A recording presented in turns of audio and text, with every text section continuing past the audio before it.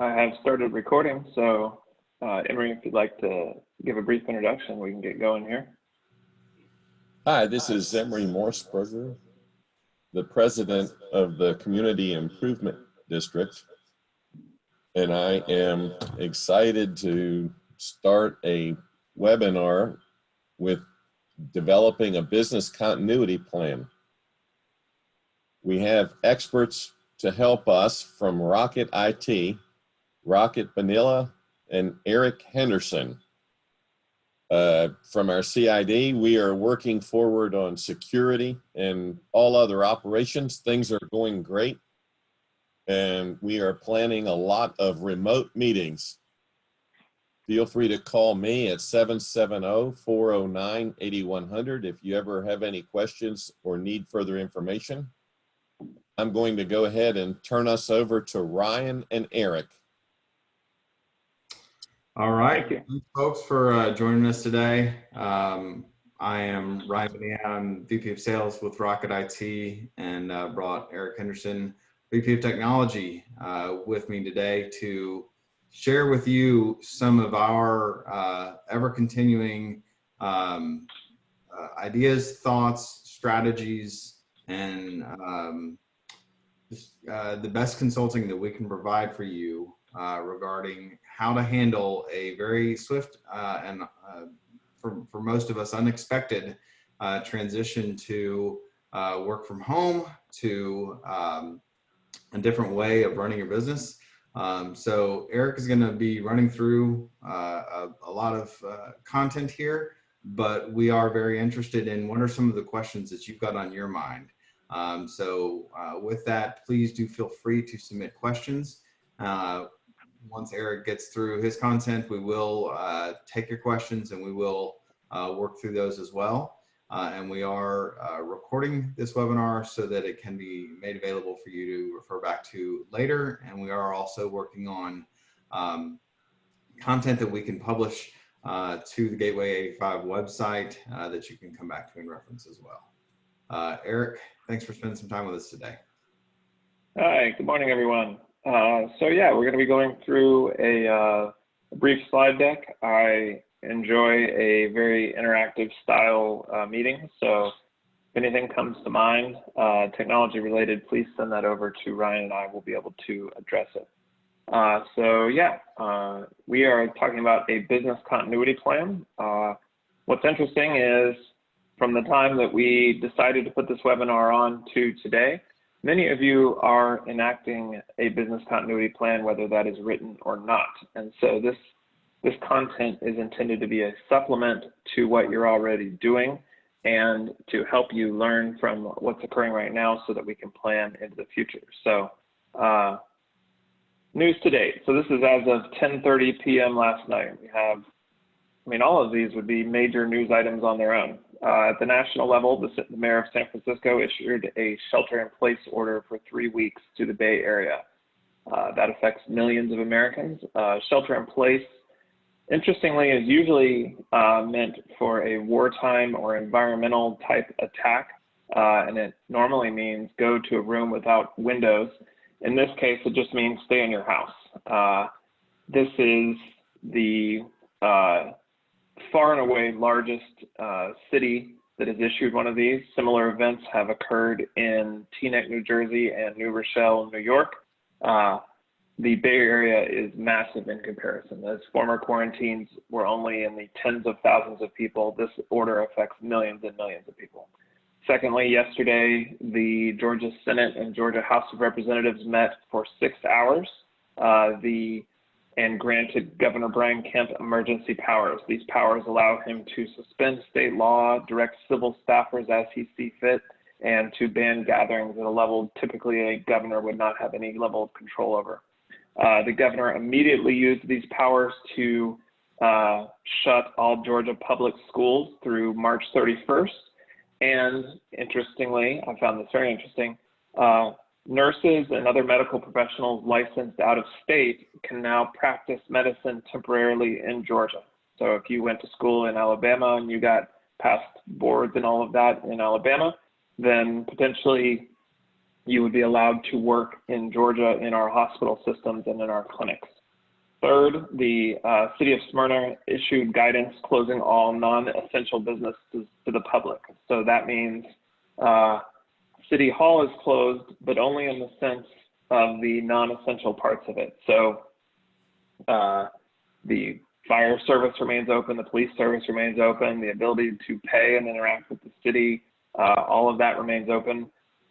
Rocket IT works closely with some of the municipalities in Gwinnett County, and while we have not received any specific guidance, I think between these last two around the governor and the City of Smyrna, that it would not be any big surprise if Norcross, Lawrenceville, Duluth, etc., Beaufort, Sugar Hill follow suit in similar manner.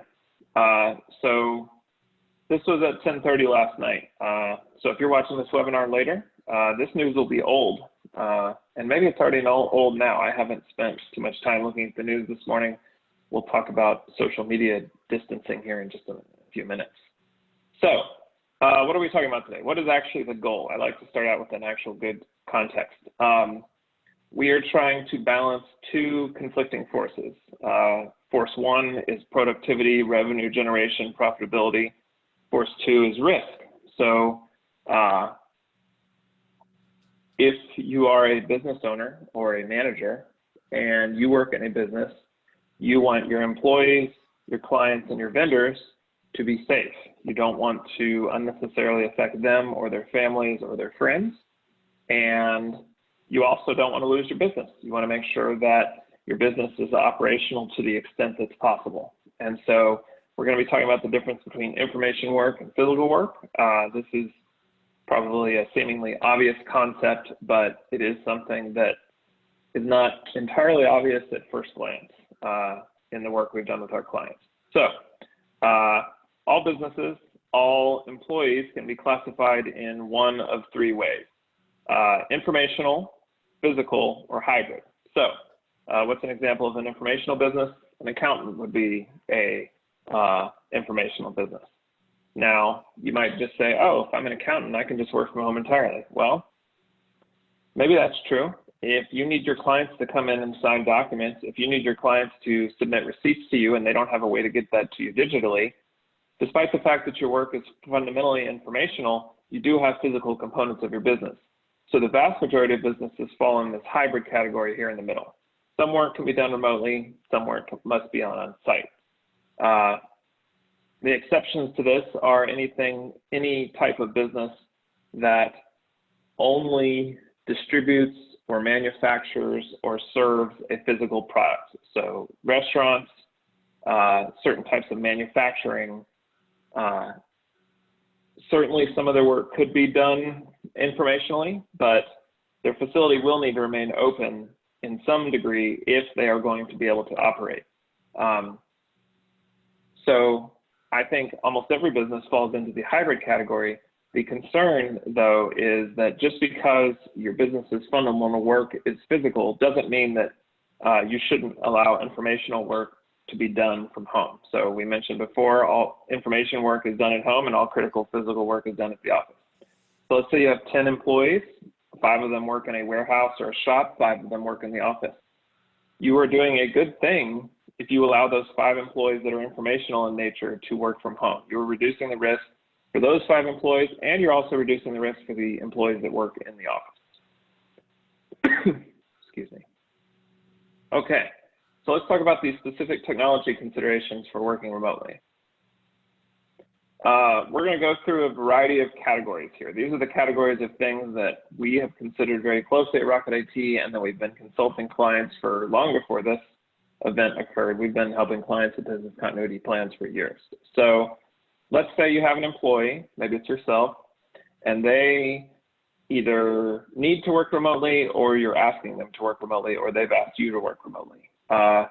First thing we need to work through is what is the physical device they are going to use to connect to your network? And I've listed the 4 options here. If they have a work laptop, that's pretty easy. If they already have a work laptop, they're already probably accustomed to working from home. I'm speaking to you now through a work laptop and a work cell phone. So if they already have that, then easy enough. Secondly, and this one was actually pretty surprising, we have heard about this happening all over the world. Even we have an IT company that we partner with in Ireland, and they said they have a law firm with 10 employees, and all 10 of them carry their desktops home and all their monitors and their keyboards and their mice. That is entirely an option. If employees are willing and you are willing to hand over that equipment to their homes, I strongly recommend making sure you get a good inventory of model numbers and serial numbers and who has what. Not because anyone's going to steal anything, but just because the amount of chaos in carrying 5 to 10 physical objects home per employee that gets intermingled with all of their physical stuff at their house can be a big issue. Third would be tablets. So we're talking about iPads and Android tablets, Kindle Fire type tablets. If you have employees who their work is mostly done via meetings and phone calls, then maybe they could get away with just a tablet. So we're talking about salespeople here, account managers, those types of roles where the vast majority of time they're going to be going through a slide deck. The vast majority of time they're going to be answering questions, helping clients on calls. Finally, home PCs. So a variety of people have home computers. Many of these computers have access into business networks. It is our strong recommendation, if you can avoid it, not to allow employees to use their home computers to access your network. The reason why is twofold. One is security. If that employee has a teenager in the house and that teenager doesn't understand not going to certain types of websites or not trying to download movies, they introduce the risk that there will be malware added to the computer by their actions. This is not hypothetical. This happens every single day. I'm not talking about any sort of illicit content. I'm just talking about, kids aren't generally trained on the fact that maybe you shouldn't just download anything that comes up on the computer, and certain things that are too good to be true that most adults would dodge would be able to control. Secondly, you don't have any way to put security software on their home computer. So if you have antivirus or you have network security policies, those do not apply to this person's home computer. Secondly, you have an IT support concern. So let's say you agree to allow a home computer to be used on a corporate network, and then that employee can't get a connection to it. Whatever your IT resources are, they are likely going to be hesitant to want to dive into supporting employees' home networks. There's a variety of reasons for that. They might make a change that breaks something else, and then you're left with an upset employee who has a non-functional home network and an IT person who's probably, particularly in light of this pandemic, not super excited about going to that person's home to troubleshoot that. All right. So let's say you handle a computer, you get laptops, you get desktops, you get tablets in place. How are your employees now going to use that hardware to access? There's really 3 styles of remote work. The first one is a VPN or a terminal server. This is mostly suited for very traditional networks. And what I mean by that is a traditional network has 1 or more servers at an office. And if anyone wants to do any work, they have to get a connection from wherever they are to that office.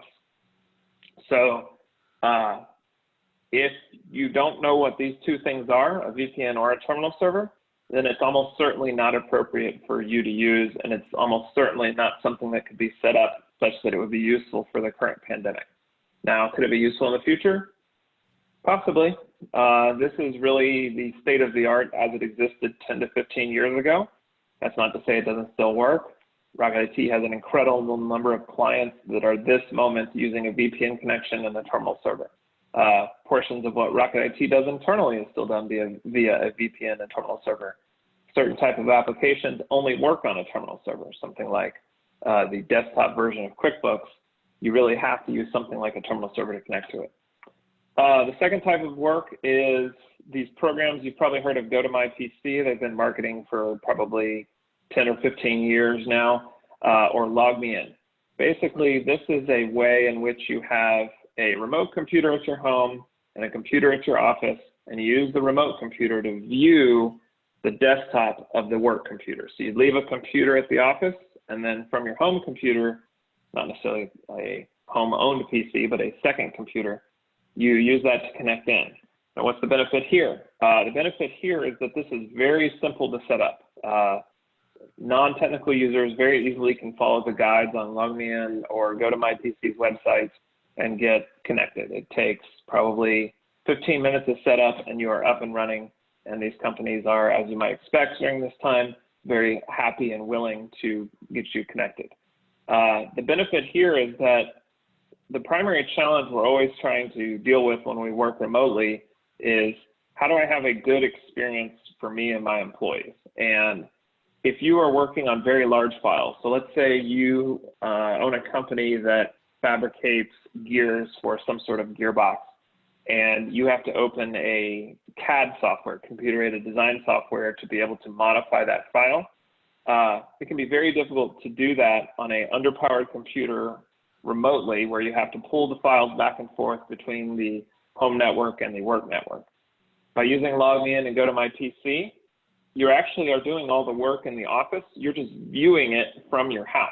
So you're at the house just kind of looking through a window, and anything you do on that computer is actually being done in your office, which is different than some of these other options. Okay, the third option is accessing cloud apps directly. So one of the biggest draws of the cloud is the fact that the experience of accessing something like Dropbox, OneDrive, Google Drive is no matter where you are, the experience is the same. So it doesn't matter if you're in your office, it doesn't matter if you're on an airplane or at your house. If you access a file on Dropbox, there's nothing special about being in the office. And so arguably, if you have this set up, then much of what I'm saying on this webinar, you already know, and or maybe you don't know, but you already have access to, you already have advantage to. And so if you have a Dropbox account or a OneDrive account or a Google Drive, then you can just move files that you want to work on remotely to that, and it'll be very easy to access them from anywhere. Okay. Next question is, let's say you implement one or more of these things. What are the considerations around load? If you use a VPN or a terminal server, these first two considerations might be an issue. We've actually had a number of clients bumping up against these limits, and we've been working very diligently to help them with that. So normally, if you VPN into a network, the device that you're connecting to has a limit on the number of licenses of how many people can connect at once. For the firewalls Rocket IT deploys, that starts out at 2 concurrent users and can go as high as 50, but you have to license up to 50. So that's something that, if that's happening, you might want to give your IT personnel a heads up to let them know you might need more licenses. Second, bandwidth. So if everyone VPNs at once, that's going to put a burden on the networking equipment that you have, and it might work out that you need to use some of these other methods. Now, if you elected to use LogMeIn or GoToMyPC, neither of these use VPN, and the bandwidth that they use is very small because you're not sending the files back and forth. You're just viewing the work computer from where you were at your home. Next, phone calls. So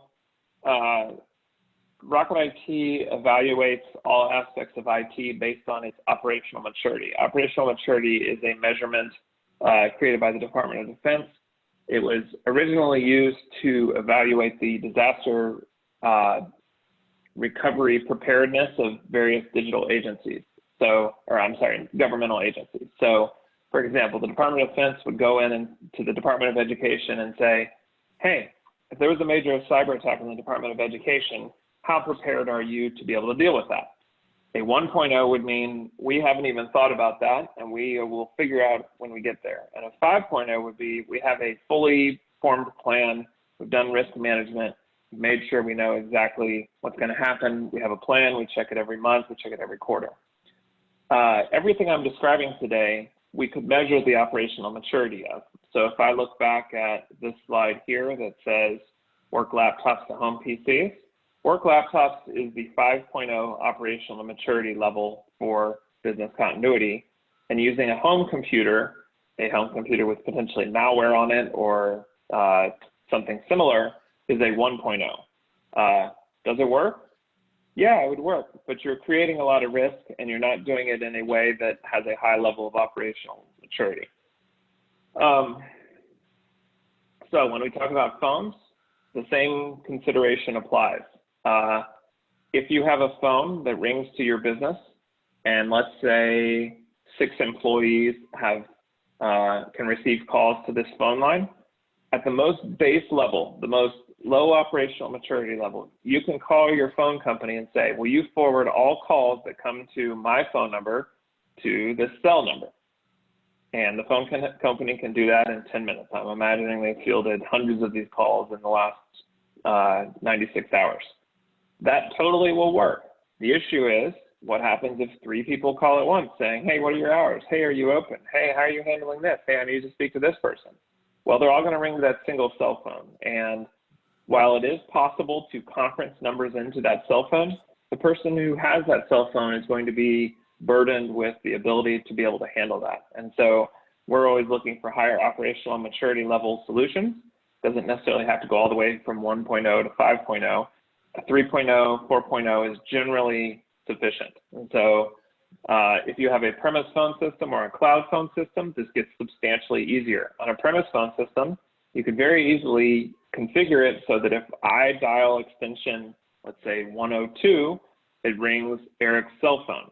And essentially that's what Rocket IT is doing right now, is that if you have a phone number, if we have a phone call come in, employees can receive calls to that on their cell phone, employees can route calls where they need to. And then finally, if you have a cloud phone system, so something like Ring Central is an example of that.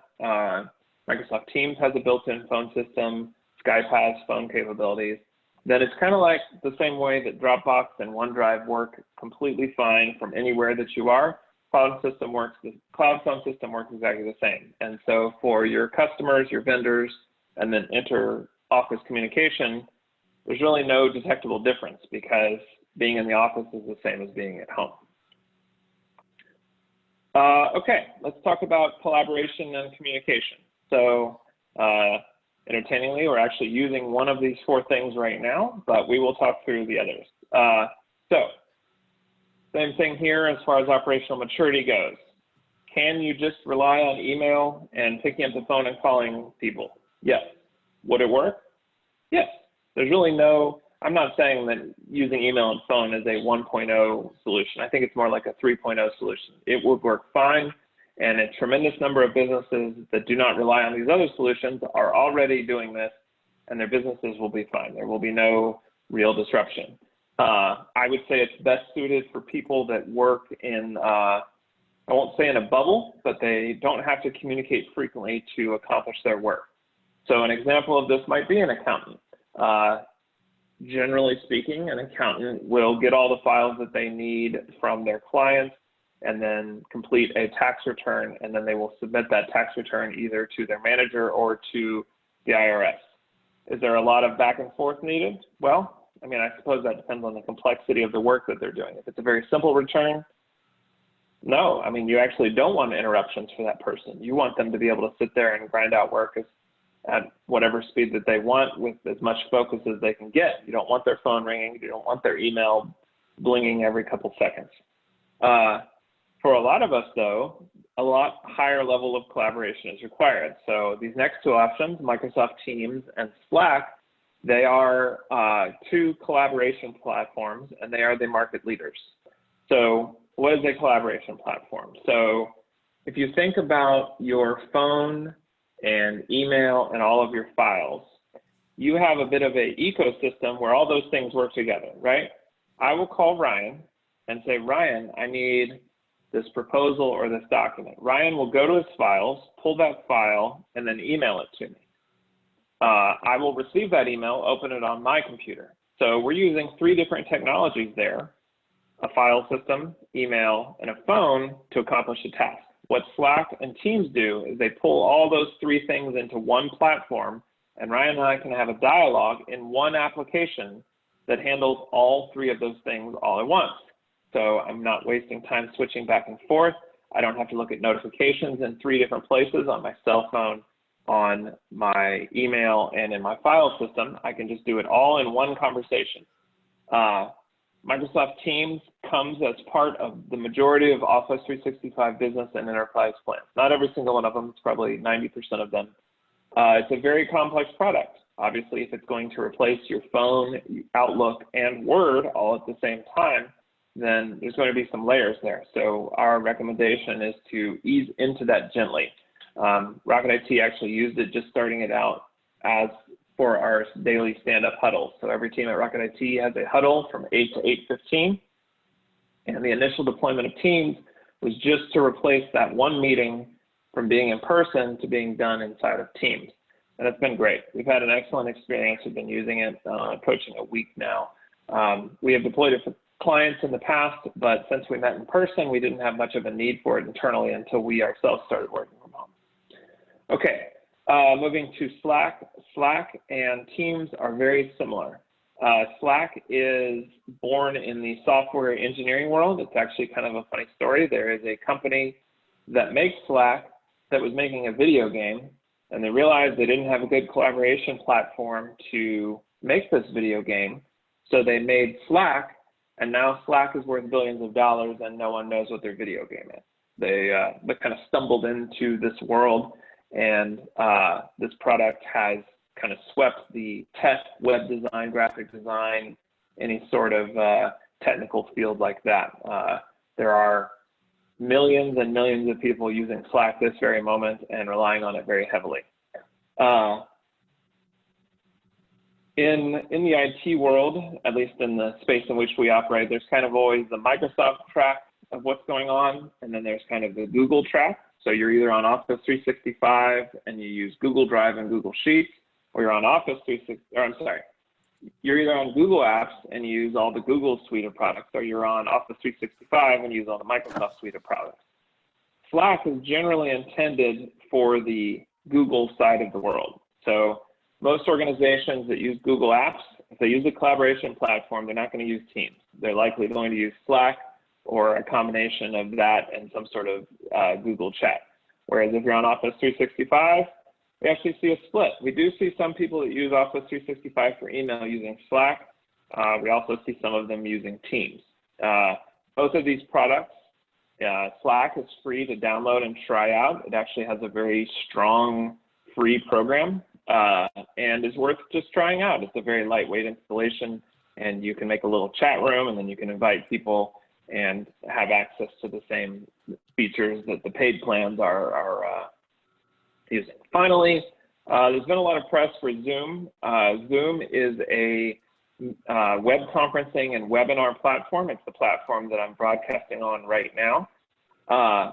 Zoom has gotten some very strong press because they have offered their products, the paid version of their product, for free to anyone with a .edu email account. So if you are part of a school, they will give you the paid version of their product for, I believe, 60 days. It might only be 30.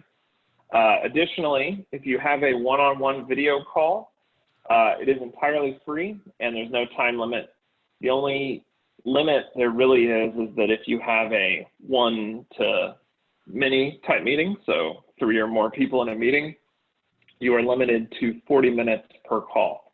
And then if you want longer than 40 minutes, which obviously is very likely, then the plans start at $16 per user per month, which, you know, expecting that this goes several weeks or months, it's not going to be a tremendous burden of expense.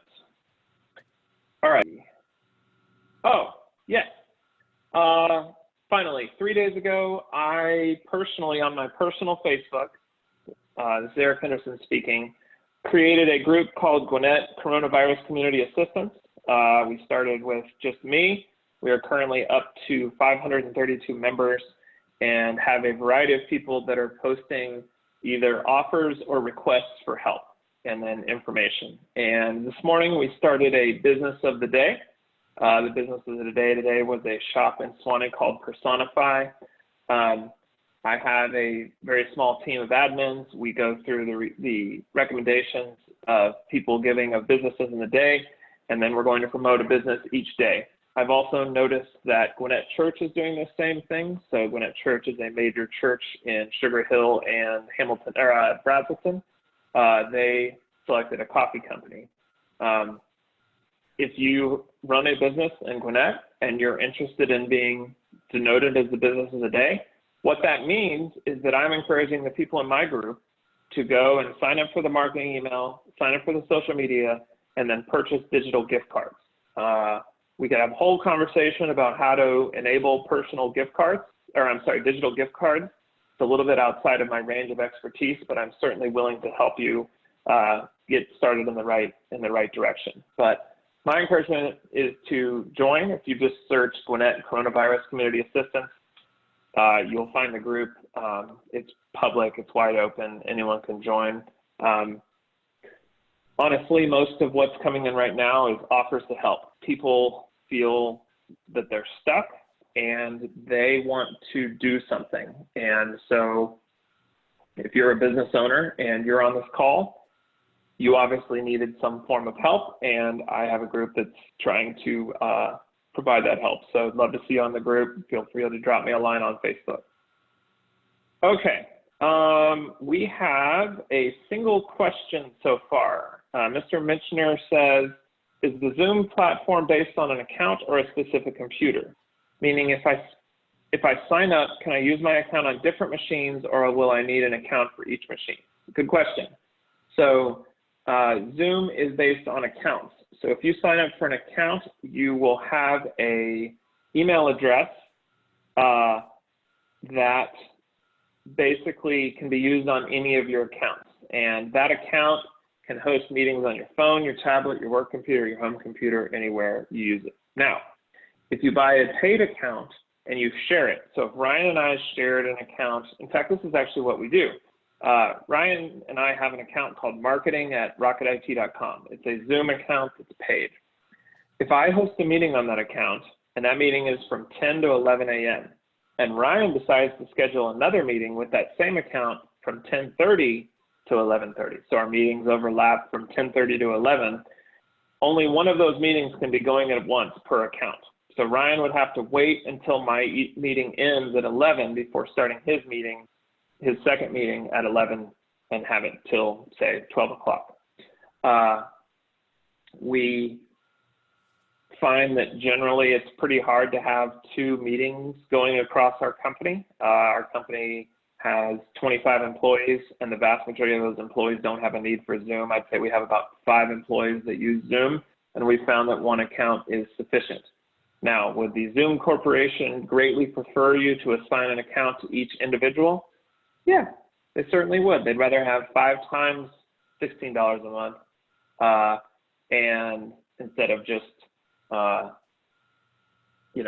single account. Okay, second question. Devin Kaysen asked, where will this presentation be posted? This presentation will be posted at least in 2 different places. One of those would be via Rocket IT's news page, and I presume the Gateway CID's news page. It will also be sent out presumably as a link to the members of, if you got an invitation to this webinar, you will also get a link to the cloud recording of it. Okay, that is all the content I have prepared. I would love to know if there are any additional questions. I'll give you guys a couple minutes to consider that. And then Ryan or Emery, if you would like to add or update anything, that would be wonderful. Emery here. Can you hear me? We can. Okay. It will be posted on the CID website, and we, as you said, we'll get it out to our team. We are excited to have you all helping our members out, and we're excited to have you helping us out. We envision doing almost all of our meetings for the near future on Zoom, and your help has been tremendous. I envision that you will be getting several of our members up to speed so that they can participate in all of our meetings. Some meetings that have legal requirements for face-to-face are now being reworked so that they can be handled online like we're doing right now. We welcome any input from our members or other businesses in the area, and we're going to keep moving forward. Thank you all. All right. Doesn't look like we've gotten any other questions. You are, of course, free to email Emory directly or reply to the email that invited you to this webinar with any additional questions, and we will make sure we get those answered. Thank you very much for your time. I'm going to go ahead and end the presentation now. Thank you. Thank you.